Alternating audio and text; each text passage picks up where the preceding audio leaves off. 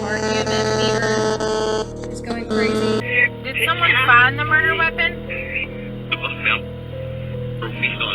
It said it was found. He's got it.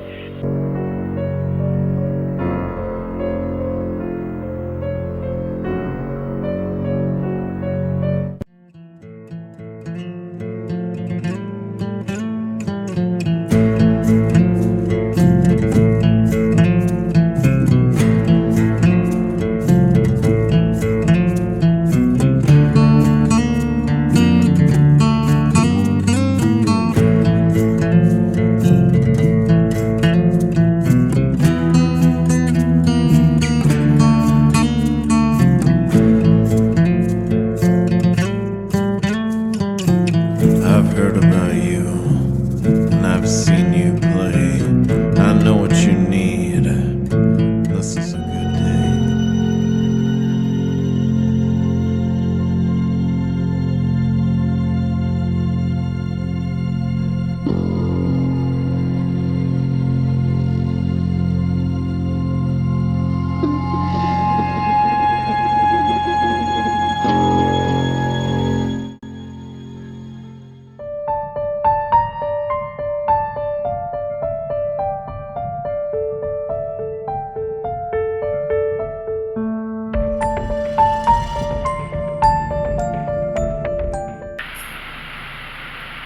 The boyfriend, obviously.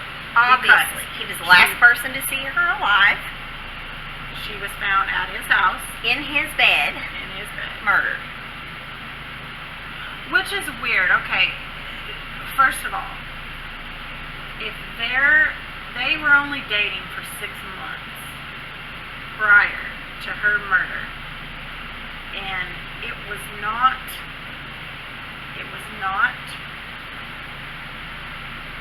a usual thing that she went over there in the morning. But he called and requested that she come by But there. he called her and asked her to come by, okay?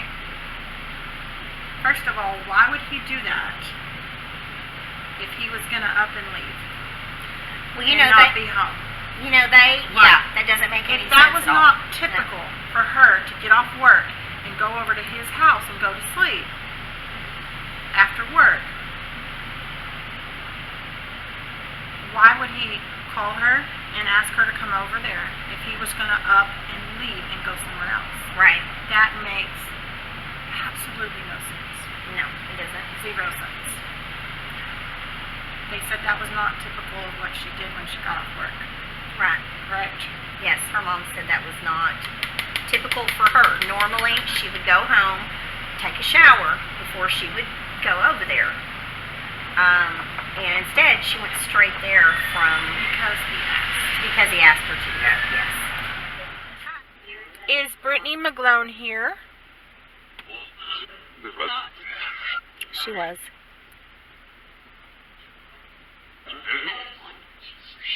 Is she still here?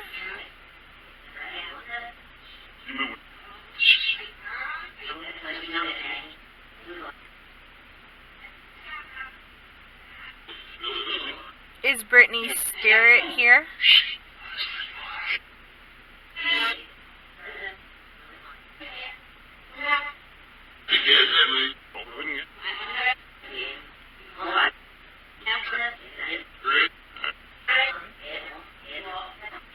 I keep hearing Britt.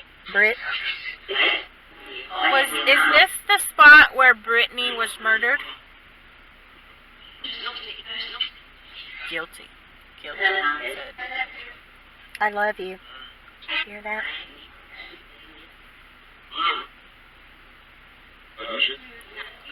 Is this where Brittany was murdered?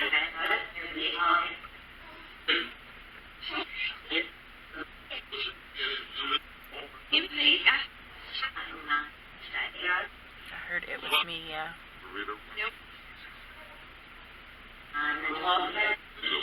Brittany, are you here? Yes. Brittany, is this where you were killed?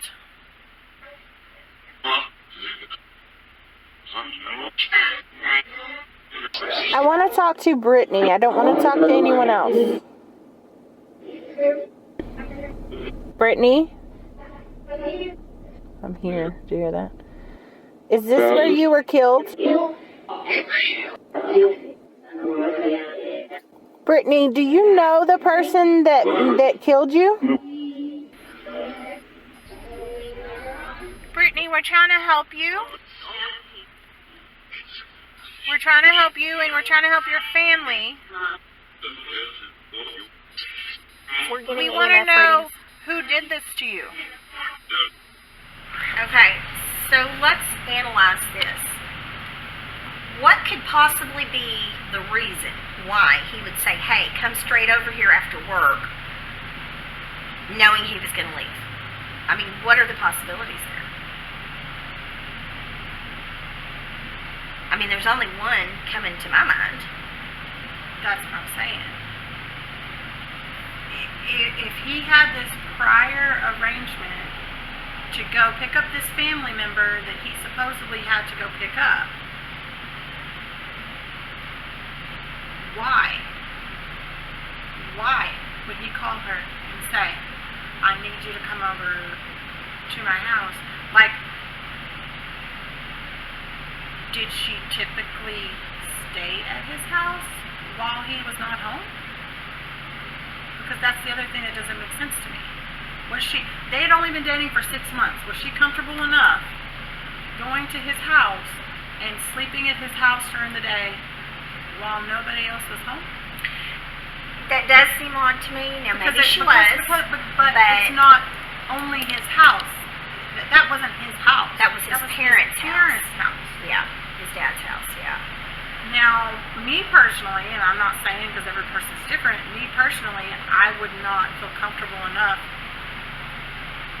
going to my boyfriend's parents' house and staying there alone, being in their house alone by myself, if we had only been dating that long. Will you be able to spell out a name for me?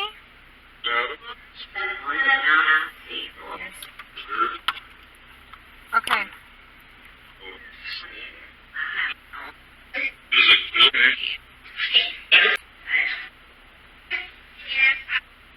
Brittany, is this you?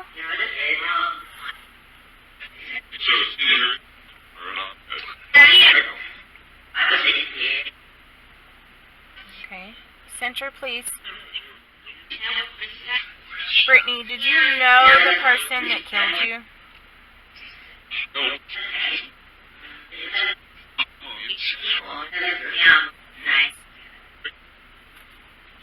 Center, please.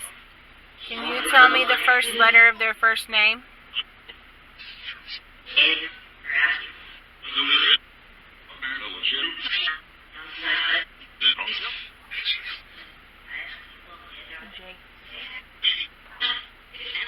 Center, please.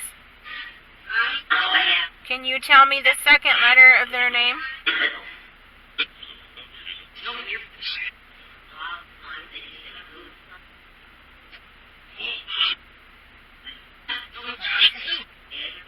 Center, please.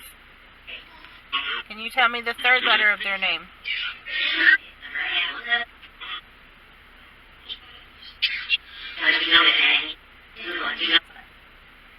Center, please. Are you saying their first name is Jeff?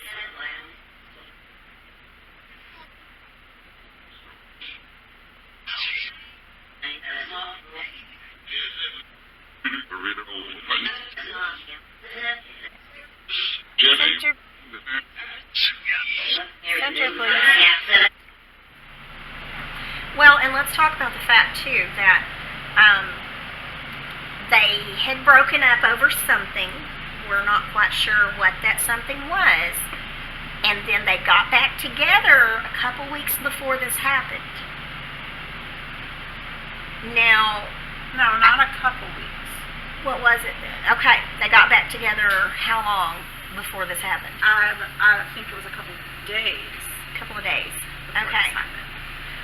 They had just gotten back together.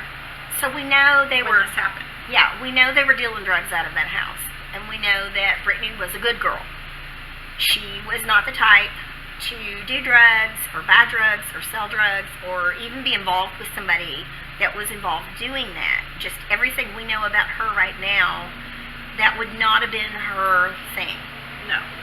She was not into drugs and stuff like that. No. Right. And so, But he was.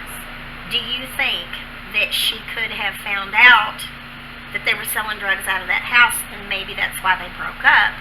This is all supposition, of course, but maybe he convinced her that he was going to stop doing it, and that's why they got back together. And the only reason that whole scenario took place was because they had to get rid of her because she knew too much about what they were doing. Okay, well,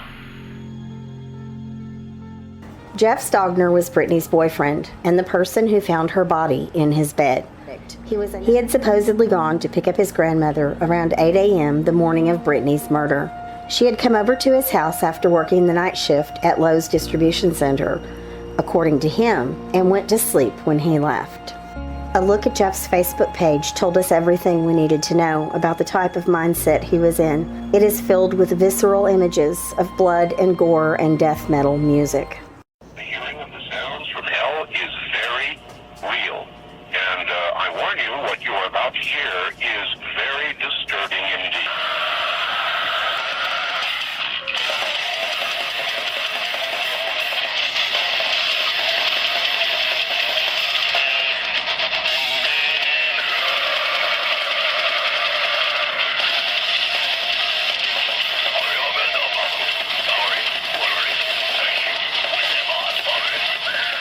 He is obsessed with a Batman character, the Joker, who is a psychopath.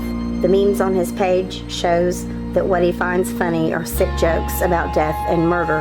His favorite music album is called I Killed the Prom Queen. He was considered a suspect, but was later ruled out because of a supposed alibi, which we see as false. I have had some interactions with him on Facebook, although he refused an interview. Most of it is about him being a victim in all of this. We know better. So, I have conversed with Jeff on Facebook.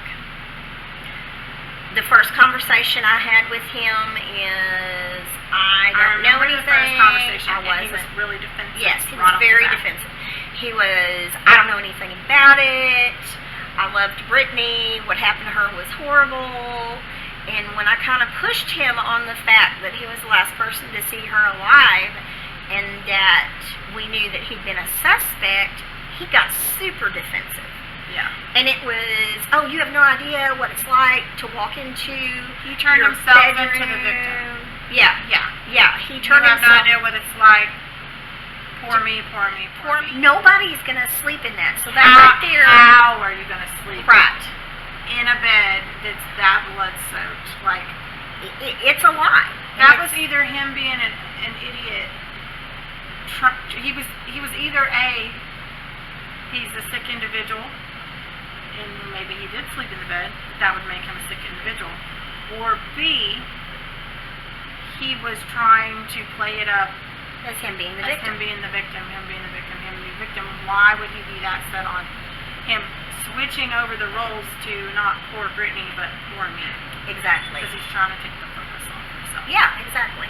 Poor Poor me, and it was all about him But- and how it affected him. But and he also messed up by making the statement. He said, "You have no idea how it felt to sleep in the bed where she was murdered that very same night." Riddle me this, okay?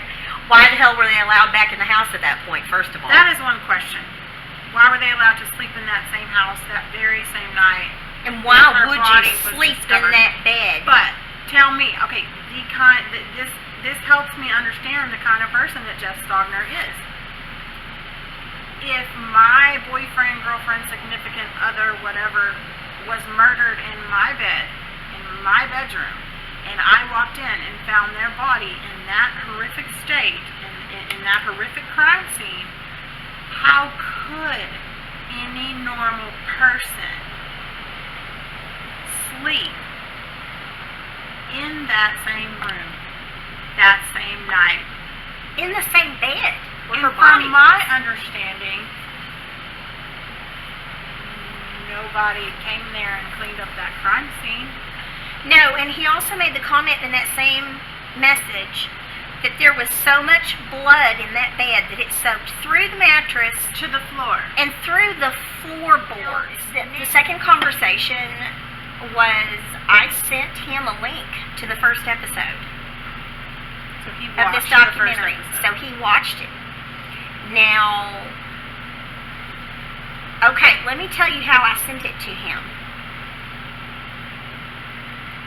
He went back and went to a new Facebook, thinking I couldn't find him.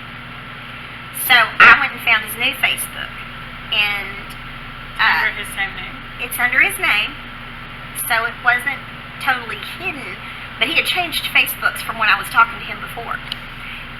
And so there was a post on there that says Jeffrey Stogner is now in a relationship. So since I couldn't message him, I commented on that post with a link to the video. I didn't say anything, I just put a link to the video on there. So he came back. Do you think the person he was in a relationship had any idea he was involved? Well, let me tell you what he said. First of all, he started saying, "Oh, God bless y'all for doing this. This is wonderful. I think this is great. This totally But different." you look at his Facebook page from before, and he doesn't believe in God.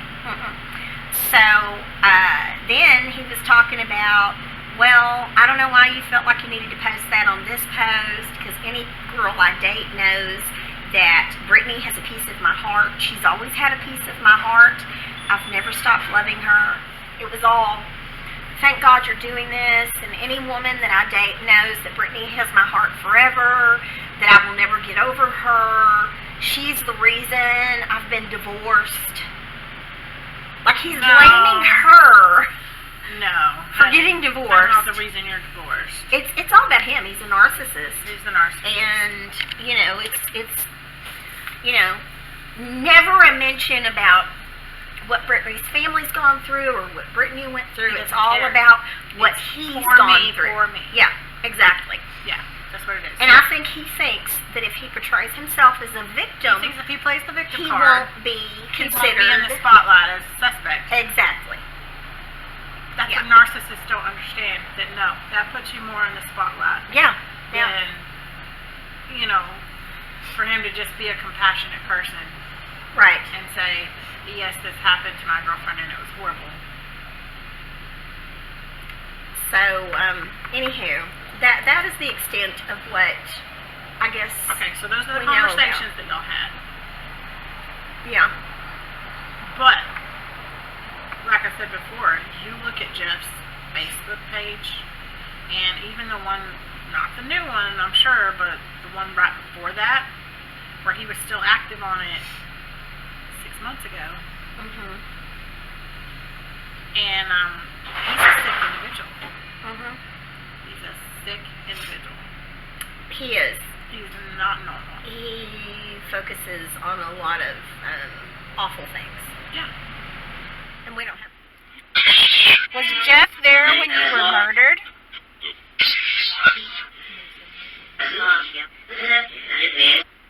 This says yes, though.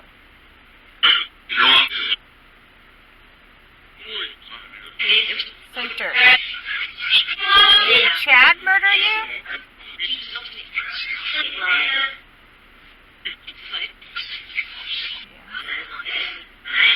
Center, please.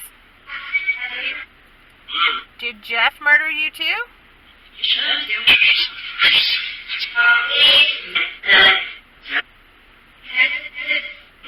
Center. We do want to. Jeff claims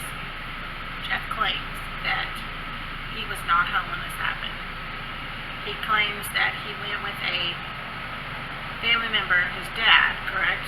Yes, to go pick up his To grandmother. go pick up a grandparent. And there are rumors of people saying that he was cleared as a suspect because he was caught on video surveillance and his cell phone was pinged. The towers picked up his cell phone. It was pinged, right?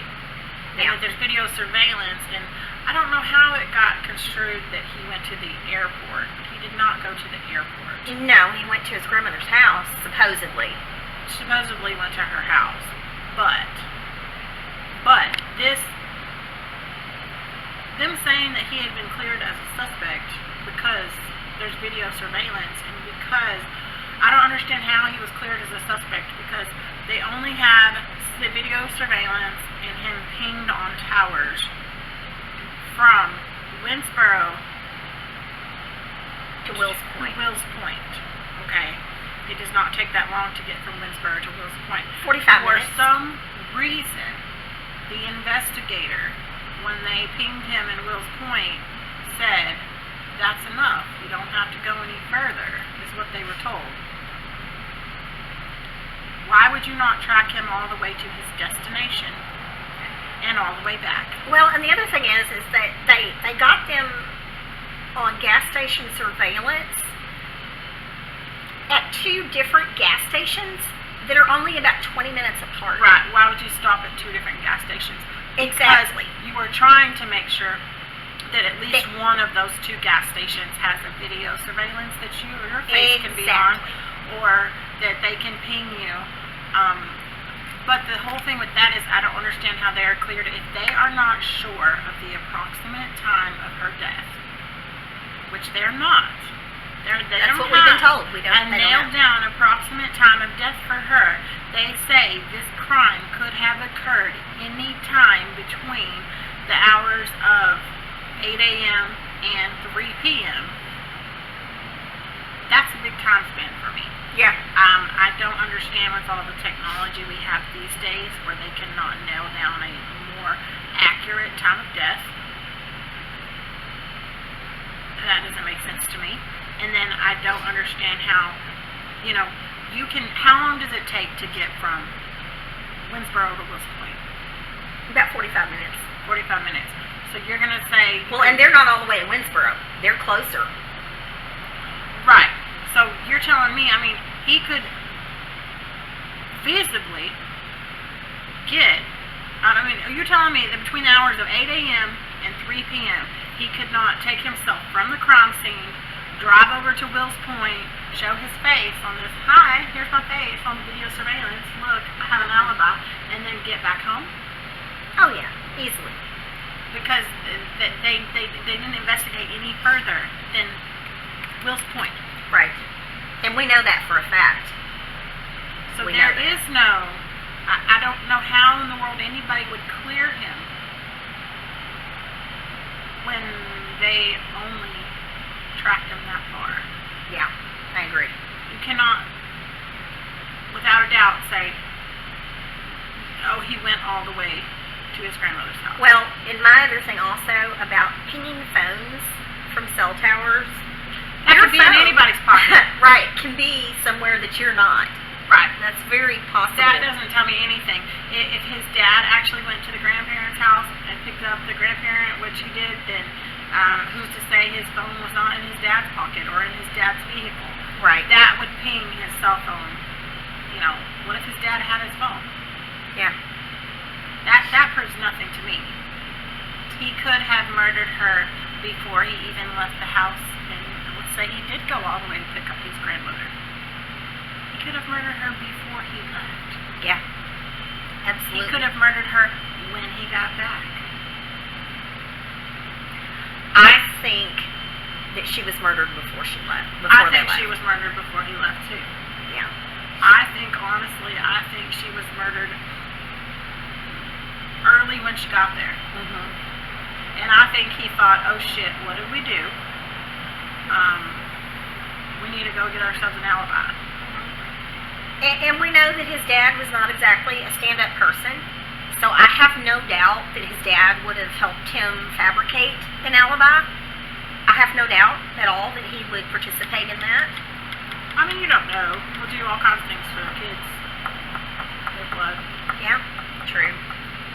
True. I don't know. So he definitely is one of our main suspects. No reason for him to not be a suspect at this point. Last person to see her alive, she was killed at his house in his bedroom. His alibi doesn't add up. And so, yeah, I think he's definitely a viable suspect. Go ahead, whenever you're ready. Okay, so we are here at the site where Brittany's murder happened. So according to the sources that we have, the way that they checked out Jeff's alibi was that there's talks of the fact that he was ruled out, saying that his alibi was valid because they tracked him per video surveillance at gas stations, saying that he was there, that he was where he said he was. But our sources tell us that they literally only tracked him as far as Canton, as far as pulling up video surveillance at the gas stations that he was at. So they stopped there. So they did not actually know his whereabouts the entire time that this crime could have occurred. So we are going to start here at this location where it happened. We are going to drive the route that was taken and see how much time that it actually would take us to get to where Jeff was tracked and get back. And we're going to compare that to the time period that this crime happened, and see that if, you know, we want to see if it's possible that he could have gone there just to establish an alibi and got back in enough time to commit this crime. So, if you want to look at the clock right here, it is 11:54. It's 11:54. We are leaving out at 11:54 a.m. and we are going to go the route that we need to go to, we're heading to Emory first. The first place they tracked him was to a gas station in Emory. So we are headed to Emory now. And then from Emory we will head to Canton, which is as far as they tracked him. And have proof that he was there. We originally thought it was Wills Point, but then we found out that the second point they had video at was in Canton. We are not going to speed. We are not going to go, you know, we are just going to go normal speed limit and just see how long it takes us to get to Canton. From here. Last part? Yeah. Okay, so if they say this crime happened between 8 a.m. and 3 p.m., sometime in between that time period, they do not have Jeff's whereabouts. A good portion of that time. A good portion of that time they don't have his whereabouts. Yeah. So they have him on video surveillance at a gas station in Emory. And then again in Canton. At what time? Like 8 o'clock in the morning? I think it was about 8:30. Have to go back and look at my notes, but I think it was about 8:30. And then they have him at another gas station surveillance camera in Canton. How far are Emory and Canton from each other? Probably 20-25 minutes. So my question is, why do you have to stop at two gas stations in that shorter period of time? Right. Yeah. It's because you're trying to be seen on a film, you know, where you're trying to establish an alibi?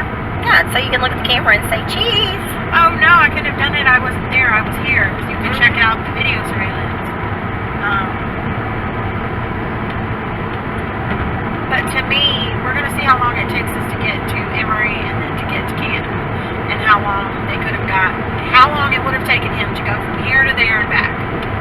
And if he would have had plenty of time to still commit this murder within that time frame. Because I honestly believe that he probably would have had plenty of time. Well, I think absolutely he would have had plenty of time. Which also doesn't make a whole lot of sense that they could have ruled him out just based on that.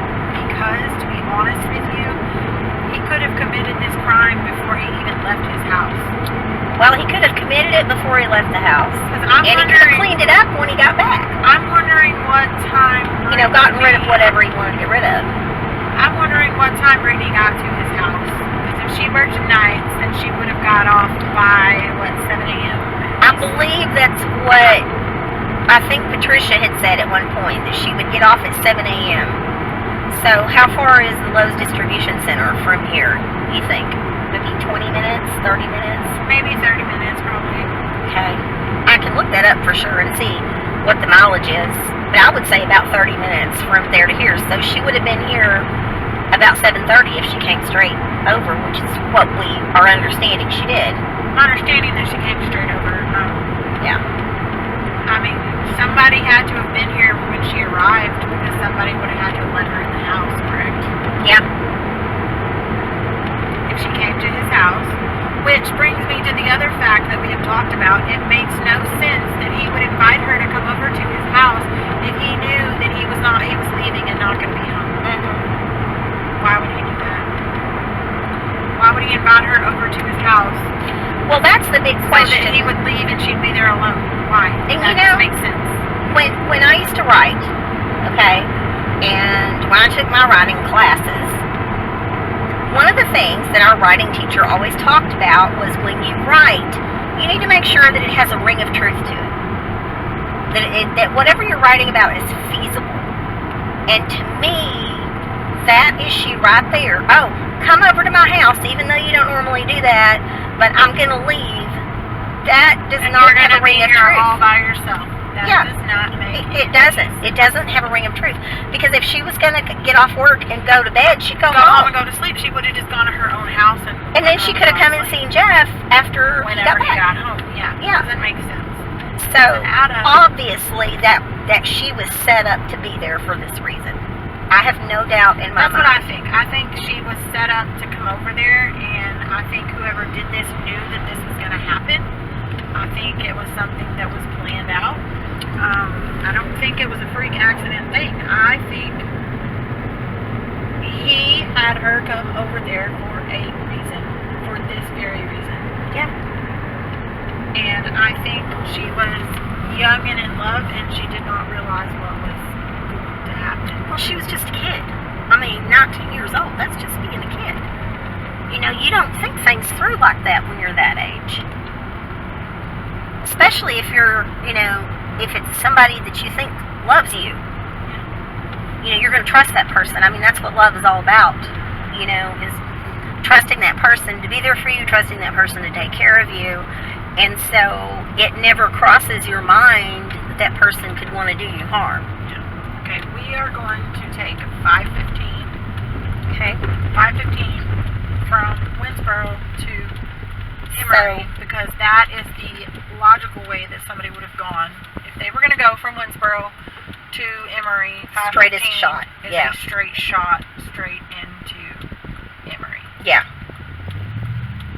So we started out on Highway 37, and now we're turning on We 5. started out where Jeff's house was, Yeah. where the crime occurred, and we took a left on 37, and now we're taking a left on 5:15. And 5:15 will take us straight into Emory. So this most likely would have been the direct route that they would have taken. Where? Okay, so we're just coming into Emory We're just coming in Emory, and this is Highway 69 in front of us. in 5:15. And we're going to take a right off of 515 onto 69. And then we're going to go down to 19. And that's where the first gas station was that they stopped. Okay, so 69. This is bustling downtown Emory that we're coming up to. So it was the Valero right here. Yeah. And you see the sign right here that says Canton to the left. Yep. So this is the route that they would have taken to Canton, from this Valero to Canton. Okay, so we're going to pull into the Valero and go inside for a minute. Maximart.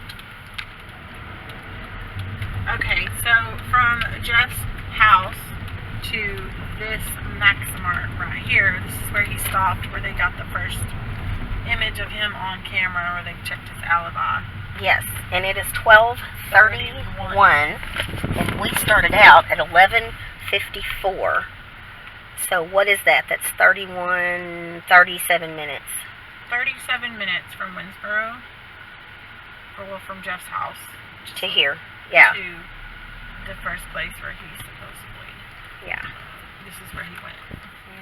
Okay, so let's go in here, flash our face on the camera, get us a little alibi, buy something, and then we'll take off? Continue on to Canton. Yeah. Yeah. Okay, so we went into the Maximart here in Emory, and we went to the bathroom, got a drink, got ourselves definitely on security camera, and so now it is 12:41. We've been here 10 minutes. We've been here 10 minutes, and we're going to go on and head out to the next gas station, which is in Canton. So we're going to see now how long it takes us to get. Yeah, and the gas station they went to is the one that's closed down now.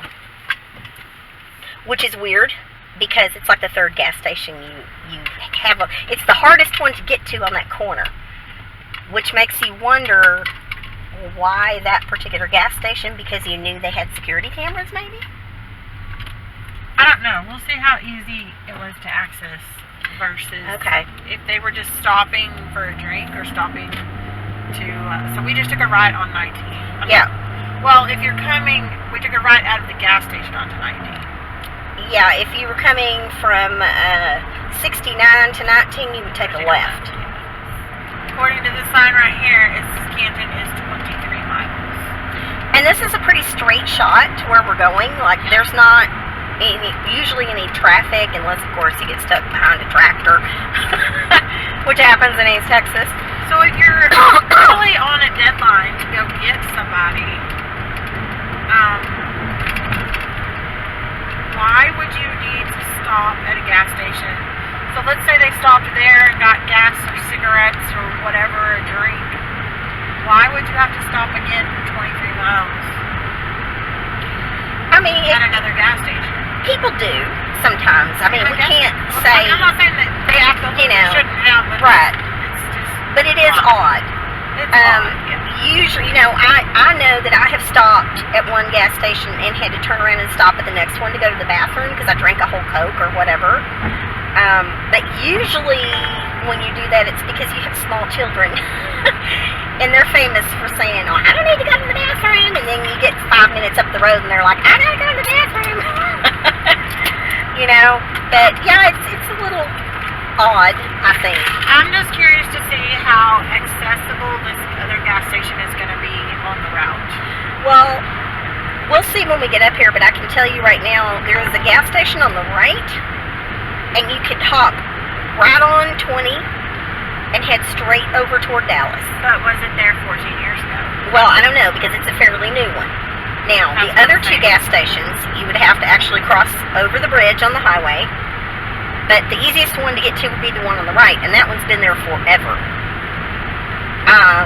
To have to access the one on the left would be...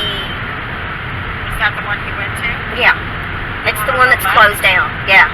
Yeah, it's not there anymore. Well, I mean, I think the building's still there, but it's not... it's not a gas station that's open anymore.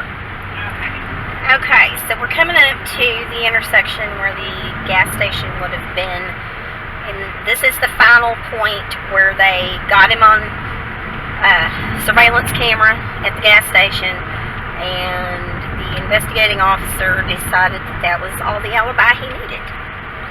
And so we're going to drive up to where this gas station was. It has since been closed down. So we're coming in to Canton right now. It is 1:01. It's 1:01. So that's what exactly? An hour and 10 minutes, I think. I'll look at my notepad in a minute, but I think it's about an hour and 10 minutes. Okay, where am I going here? Okay, you're going to go through the light, and the gas station that they stopped at was on the left. This Exxon's been here for a while, though, hasn't it? The Exxon's been there for a long time now. They did recently remodel, so it's really... But if they were going to get on the highway and go to Dallas, I mean, that would be... That would they be would take a right here. Yeah, that would be the smart way to do it. But you never know. Maybe they had a credit card for another gas station or whatever. Now, across the highway over here on the other side of the bridge, there are 2 gas stations. And that's pretty much it for this one little section here. Like, if you did need gas and you were going to Dallas or the Dallas area, you would definitely want to stop here and get your gas, because that direction, there's maybe one gas station between here and Terrell. Okay, where am I going? Okay. This Circle K on the left, that's it. It's not closed now. Oh, they reopened it. It's open. There's Huh. nothing there. Yeah, it's definitely open. Okay. See, this is the one, this was closed forever. It was empty forever. I guess I haven't been to Canton since they opened it back up. Who said it was closed? You did? Kelly. Or Kelly did. Kelly did. Kelly You sure told me. This is the correct gas station? He said it was the one where you turn off to go to Canton, and this is the Canton turnoff. There's not another turnoff to go to Canton unless you're going to the backside, but most people don't go there. Okay, so to get through the light and pull up to the gas station, that is another, let's see, 3 we're at minutes. 104. 104. Okay, so here, you hold the camera, and I'm going to write that in my notepad. So, you can see that. 104. So we left Jeff's house at 11:54. And it is 104. So that is what, an hour and 10 minutes. Exactly. An hour and 10 minutes, and we spent 10 minutes at the gas station in Emory. Yeah. Exactly. And let's say they went in here and spent another 10 minutes. You know, to make sure that they got on the camera. So let's say worst case scenario, they went a little bit slower than us. That's an hour and a half here and an hour and a half back. That's a 3-hour span. Yeah, I mean, and you could do it in less. Literally, it's a 3-hour span. At the most. That's if they weren't speeding. If they were going the speed limit. An hour and a half. So 3 hours, and they say that Max. Brittany's murder happened between 8 a.m. and 3 p.m. 8, 9, 10, 11, 12, 1, 2, 3. That's a 7-hour time span. You can do a lot of damage in 4 hours. He was can show his whereabouts for 3 of those 7 hours. To me, that's not enough to rule somebody out as a murder suspect. No. It's not. That's 4 hours of time. If the time frame is even correct, because like I said, that's between 8 and 4. Brittany would have gotten to his what house I'm doing today? way before 8 o'clock. I'm going to go get a copy of her birth certificate and see if the ME put a time of death on there. Birth certificate? I mean, death certificate. Sorry, I'm going to go get her death certificate today. And that I'm being told that the time of death, whatever the coroner said, will be on her death certificate. Yeah, okay. So that will actually give us a better idea, because obviously the police, that's some of the information that they don't want to get out for whatever reason, which is fine, because I totally don't want to do anything to disrupt what they're doing. You know, we want to make sure, absolutely sure, that we don't do or say anything that is going to keep them from being able to solve this case. But we just want this for our own knowledge so that we can tell if we're on the right track or the wrong track or whatever. Because obviously, if the time of death is 8:30, and at 8:30 he's standing in front of the camera at the gas station, obviously he wouldn't have been there. Right. But if it's any time prior to when he left, or could have feasibly been him coming back from here, then we know he's definitely still a suspect. But